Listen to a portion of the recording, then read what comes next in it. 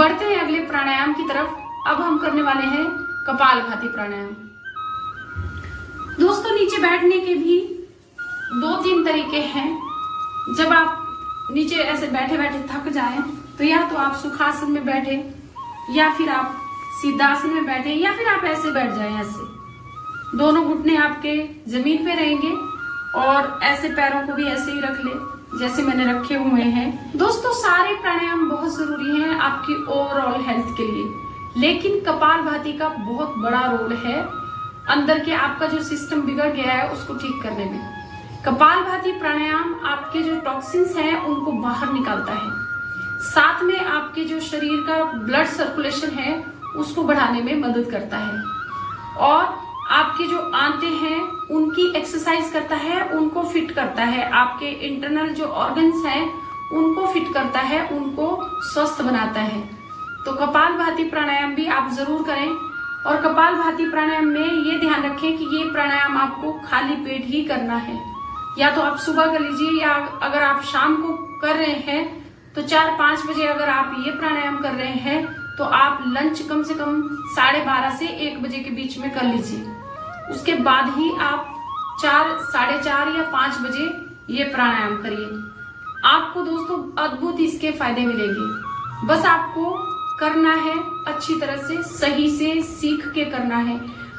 नाक से सांस को बाहर फेंके के फोर्स के साथ, ताकत के साथ, झटके के साथ, जैसे आप छींक लेते हैं वैसे ही आपकी सांस उतनी देर में ही बाहर जानी चाहिए सारी की सारी। और बीच में हम सांस भी लेते रहेंगे, आप देख लीजिए अच्छे से।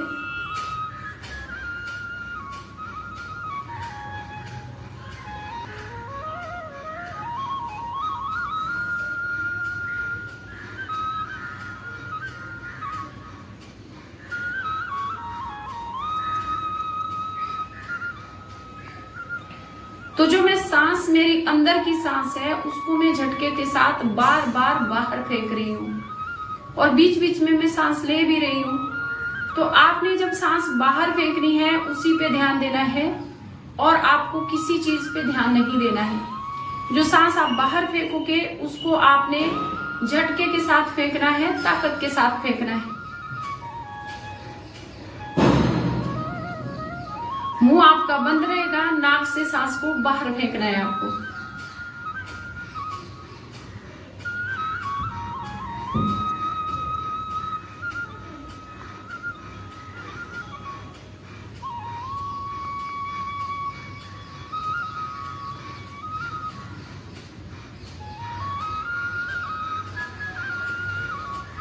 दोस्तों, कपालभाति प्राणायाम में भी आप आंखें बंद कर लीजिए और सांस पे फोकस करिए। जो आप सांस बाहर फेंक रहे हैं आपको उसी पे ध्यान देना है। 1 सेकंड में 1 बार सांस को बाहर फेंकेंगे, मतलब 10 सेकंड में 10 बार, और 60 सेकंड में 60 सेकंड में 60 बार, 60 टाइम्स। तो ये चीज का आपको ध्यान रखना है। जब आप सांस को बाहर फेंकते हैं तो आपका पेट अंदर जाता है और वो खुद जाता है अपने आप। पेट को अंदर खींचने की कोई जरूरत नहीं है। जब मैं दोस्तों दूसरों को योग सिखाती हूँ तो बहुत सारे लोग क्या करते हैं, पेट पे ध्यान देते हैं और पेट को अंदर करके, तो उनको पेट पे उनका ध्यान रहता है और वो ऐसे ऐसे करते रहते हैं। तो उससे क्या होता है कि उनका जो सांस पे कंट्रोल है वो हो ही नहीं पाता है, सांस पे जो फोकस है वो हो ही नहीं पाता है। टाइम लगता है सीखने में, लेकिन आपको अच्छे से सीखना है, तभी आपको करना है। ये देखिए, अब मैं सांस पे फोकस कर रही हूँ और सांस पे ही मेरा ध्यान है, लेकिन मेरा पेट अंदर अपने आप जा रहा है और स्ट्रोक लग रहा है, उसको देखिए।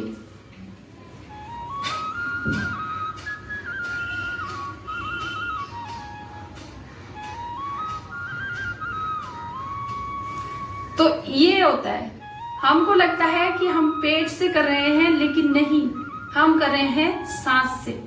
नाक से सांस को बाहर फेंकना है आपको झटके के साथ। जब आप स्टार्टिंग में कर रहे हैं कपालभाति तो आपको मन में काउंटिंग कर लेनी है। जैसे मेरे को 10 सेकंड में 10 बार करना है तो मैं 10 तक गिनूंगी।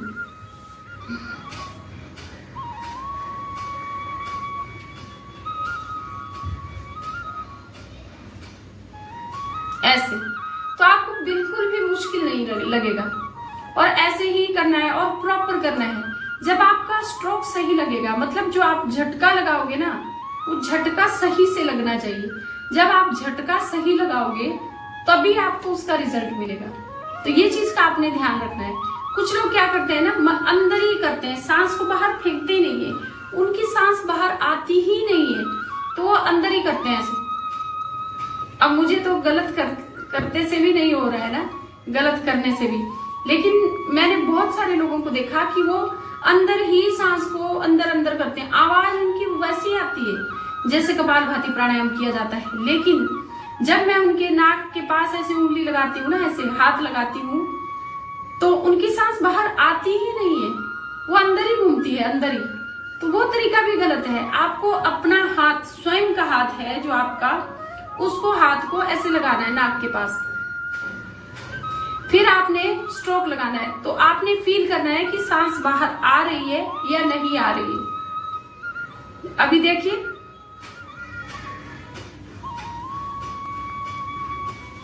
अभी आप हाथ लगाएंगे तो आपकी जो सांस है ना, जो हवा है, वो हाथ से टकराएगी और झटके के साथ टकरा रही है या नहीं टकरा रही है। अगर नहीं टकरा रही है, इसका मतलब आप अंदर ही अंदर कर रहे हो, तो वो सही से नहीं होता है। लोग बोलते हैं कि मुझे फायदा नहीं हो रहा है, मैं तो कपालभाति भी करता हूँ। मैंने बहुत सारे केस देख लिए ऐसे कि एक बहन थी, वो मेरी योग क्लास में आती थी और काफी दिन से आ रही थी, और उन्होंने बोला कि मैं कम से कम 6 महीने से कर रही हूँ, लेकिन मेरे को बिल्कुल फायदा नहीं हो रहा है। उनको शुगर भी था, उनका बीपी भी था, उनको जो हीमोग्लोबिन है उनका वो भी लो रहता था, तो बहुत दिक्कतें थी उनको। तो जब उन्होंने ये बोला, ज्वाइन किया उन्होंने जब क्लास में, तो उन्होंने मुझे बताया कि मैं इतने दिन से कर रही हूँ और मुझे बिल्कुल फायदा नहीं होता है। तो मैंने बोला नहीं, आप कुछ गड़बड़ करते होंगे। बोल नहीं, मैं बिल्कुल सही करती हूँ। मैं कहा ठीक है, देखते हैं, आप करिए, क्लास में आइए। तो जब वो कर रही थी, जब मैंने उनके नाक में हाथ लगाया तो उनकी सांस बाहर आ ही नहीं रही है, क्योंकि वो प्रॉपर कर ही नहीं रही थी। तो जब मैंने उनको सिखाया तो वो बहुत खुश हुई और उन्होंने बहुत, उनकी आंखों में आंसू आ गए। काफी दिन उन्होंने क्लास ज्वाइन की और उन्होंने मुझे मतलब कितना अंदर से धन्यवाद दिया कि आप कितना मुझे आपने सिखाया, तो मुझे कितना आराम मिल रहा है और अब मुझे लगता है कि नहीं, मैं योग कर रही हूँ। तो दोस्तों, ये चीज होती है, जब भी हम योग करते हैं, प्राणायाम करते हैं, तो हम कुछ ना कुछ गलती करते हैं, फिर हम सोचते हैं कि अरे मुझे फायदा नहीं हो रहा है, तो फिर कुछ नहीं होता है योग से। नहीं, ऐसा नहीं है। योग से 100% सब कुछ होता है। आपकी बीमारियां दूर होती है, आपको भूख अच्छी लगती है, आपकी चेहरे पे चमक आती है, आपका जो मोटापा है वो दूर होता है, बहुत सारी चीजें होती है योग करने से। बल्कि मैं तो ये कहूंगी कि योग करने से ही लाइफ अच्छे से चलती है। तो आप योग जरूर करिए, लेकिन सही से करिए। तो उम्मीद है आपने कपालभाति प्राणायाम अच्छे से सीख लिया होगा। अब हम बढ़ते हैं अनुलोम विलोम प्राणायाम की तरफ। उससे पहले हम अपने आप को थोड़ा सा रिलैक्स कर लेंगे, फिर से थोड़ा सा बटरफ्लाई करेंगे।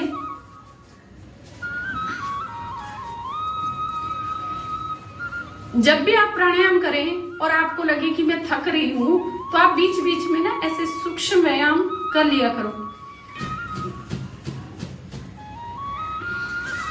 थोड़ा पैरों को ऐसे कर लीजिए, थोड़ी सी एक्सरसाइज और कर लेंगे हम ऐसे।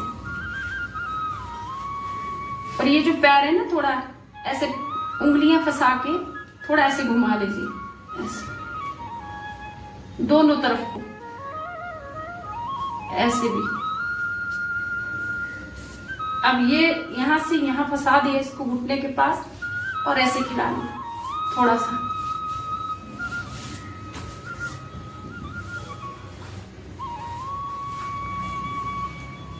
थोड़ा ऊपर किया, नीचे किया। इससे क्या होता है ना, आपको थकान नहीं होगी, आपकी जो जंघाएं है ना बिल्कुल थकेंगे नहीं। इसको भी अब हम ऐसे घुमा लेंगे पूरा, दोनों तरफ को, क्लॉकवाइज एंटी क्लॉकवाइज। फिर यहां फंसाएंगे और ऐसे करेंगे। तो बीच बीच में रिलैक्स जरूर करना है आपको, सूक्ष्म व्यायाम करके। चलो अब करते हैं अनुलोम विलोम प्राणायाम। ये जो सारे के सारे प्राणायाम है ना, ये सारे आप कुर्सी पे बैठ के भी कर सकते हैं, चेयर पे बैठ के। आपको नीचे बैठने की जरूरत नहीं है, लेकिन आप पीठ आपकी सीधी रहनी चाहिए। तो अब अनुलोम विलोम प्राणायाम कैसे करें? ये दाएं नाक को बंद किया, बाएं से सांस को अंदर खींचा और लंबा सांस अंदर खींचना है। लंबा अंदर खींचा सांस, अब बंद कर दिया नोस्ट्रल को और दाएं से बाहर छोड़ दिया, पूरा सांस बाहर छोड़ दिया। अब दाएं से फिर से भर लिया,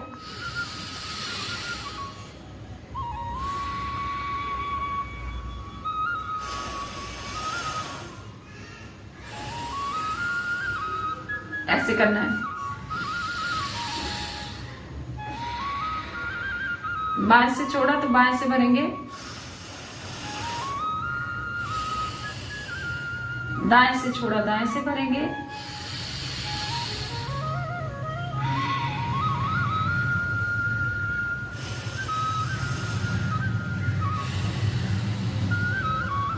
ऐसे लगातार करते जाना है आपको, लगातार। हाथों को आपको मुद्रा में रख लेना है। आपको वायु मुद्रा लगा के आप अनुलोम विलोम प्राणायाम करिए। अच्छा, कपालभाति प्राणायाम और अनुलोम विलोम प्राणायाम के भी 3 ही वर्जन है। मतलब कपालभाति प्राणायाम को आप स्लो कर सकते हैं, मीडियम कर सकते हैं, फास्ट कर सकते हैं।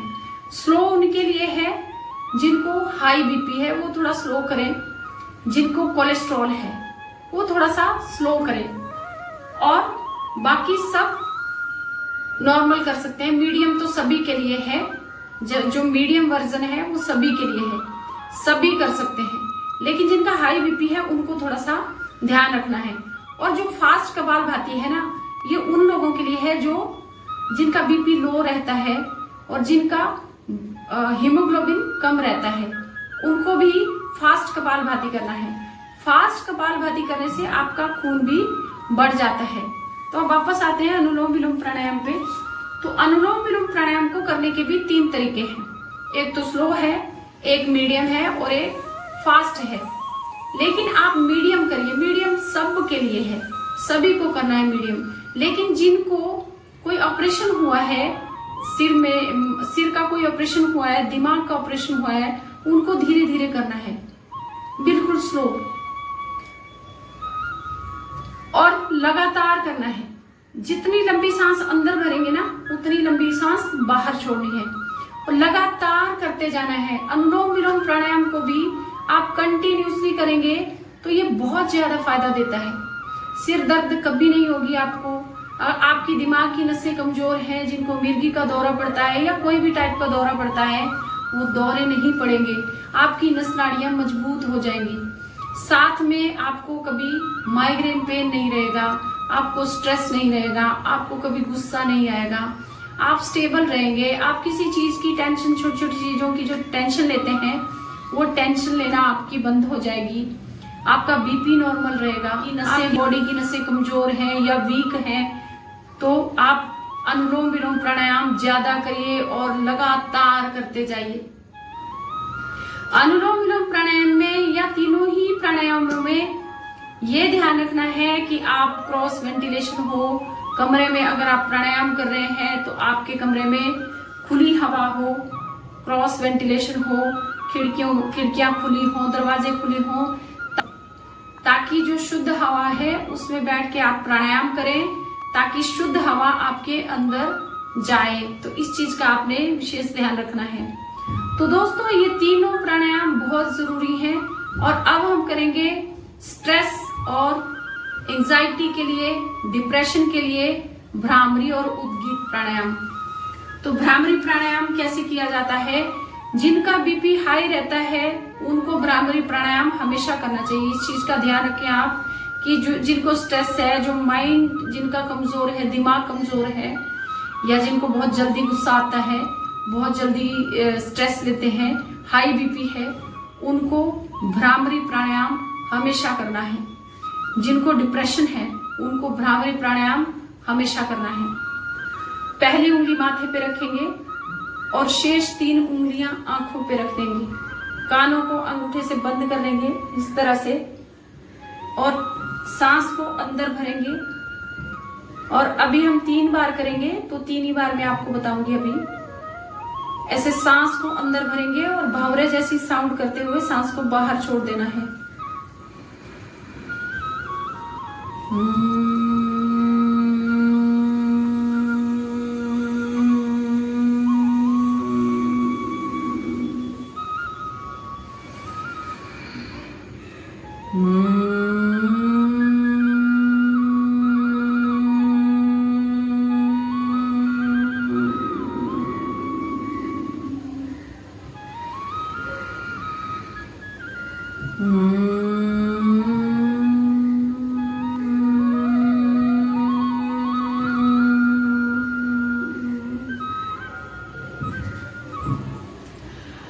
भ्रामरी प्राणायाम के बाद आपको करना है उद्गीत प्राणायाम। सांस को अंदर भरा और ओम बोलते हुए सांस को बाहर छोड़ दिया।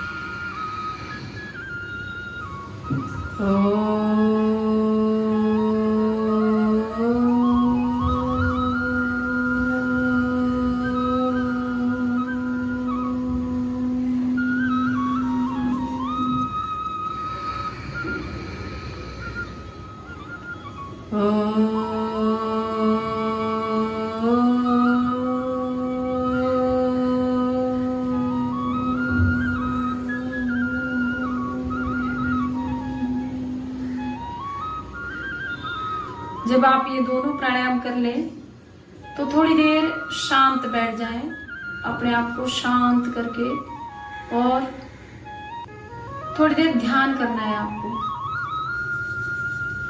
जितनी देर आप ध्यान कर सकते हैं उतनी देर करना है, आंखें बंद करके। फिर दोनों हाथों को ऊपर उठाएंगे, घर्षण करेंगे और अपनी आंखों पे लगा देंगे, दोनों आंखें खोल लेंगे। अब दोस्तों, ये जो मैंने अभी किए भ्रामरी प्राणायाम और उद्गीत प्राणायाम, ये बहुत अच्छे हैं स्ट्रेस के लिए। आप जब भी अभी मैंने 3 बार किया, आप इनको ज्यादा से ज्यादा 21 बार तक कर सकते हैं, या आप जितना आपका मन है अनगिनत करते रहिए। जब तक आप कर सकते हैं वैसे करते रहिए। जब आप की साउंड करते हैं तो आपकी जो अंदर ध्वनि होती है ना, वो भी एक चिकित्सा है, ध्वनि चिकित्सा। तो उससे बहुत फायदा मिलता है आपको। आप जब आप की साउंड कर रहे हैं तो उस टाइम आप ओम का नाद कर सकते हैं, ओम की साउंड कर सकते हैं अंदर। जैसे हम ओम बोले ना, लेकिन ओम का साउंड करें ऐसे, तो ऐसे आप साउंड कर सकते हैं। ये बहुत अच्छा है ये प्राणायाम आपके स्ट्रेस के लिए, जैसे मैंने बताया अभी। तो आपको ये जरूर करने हैं और कम से कम आप 5-7 बार से लेके 21 बार तक कर सकते हैं, 11 बार कर सकते हैं, या जितना मैंने कहा ना आपको कि जितना आप कर सकते हैं उतना करिए। और उद्गीत प्राणायाम भी, ये भी आपके स्ट्रेस को ना सेम टाइम मिटा देता है। तो दोस्तों, आप ये प्राणायाम जरूर करिए, आपको बहुत ज्यादा फायदा मिलेगा इन सारे प्राणायाम करने से। आज की वीडियो में हमने 5 प्राणायाम किए। मैंने आज आपको 5 प्राणायामों के बारे में बताया कि ये कैसे किए जाते हैं और इनके कितने सारे फायदे हैं। दोस्तों, योग और प्राणायाम ही है जो हमें स्वस्थ रख सकता है। तो आप योग करने की आदत डालिए और योग करना आज से ही शुरू कर दीजिए। अगर आपको कोई डाउट है, कोई पूछना चाहते हैं, कोई प्रश्न आया है आपके दिमाग में, तो मुझे जरूर लिखिए कमेंट सेक्शन में, और मैं उसका रिप्लाई करने की पूरी कोशिश करूंगी। तो दोस्तों, आज का वीडियो आपको जरूर पसंद आया होगा। मुझे लगता है आज के वीडियो को देखने के बाद आपके सारे डाउट क्लियर हो गए होंगे। तो अगर वीडियो पसंद आया है तो वीडियो को लाइक जरूर करिए और चैनल को सब्सक्राइब करिए, और वीडियो को शेयर जरूर करिए दोस्तों, अपने दोस्तों के साथ, रिश्तेदारों के साथ। बेल नोटिफिकेशन जरूर दबाइए ताकि मेरे आने वाले वीडियो की नोटिफिकेशन आपको टाइम से मिलती रहे, और अगर मैं कभी फ्यूचर में लाइव आऊं तो उसका नोटिफिकेशन भी आपको टाइम से मिले। तो लेती हूँ आपसे विदा, मिलती हूँ आपसे एक और वीडियो में। तब तक के लिए आप खुश रहिए, स्वस्थ रहिए, मस्त रहिए। नमस्कार दोस्तों।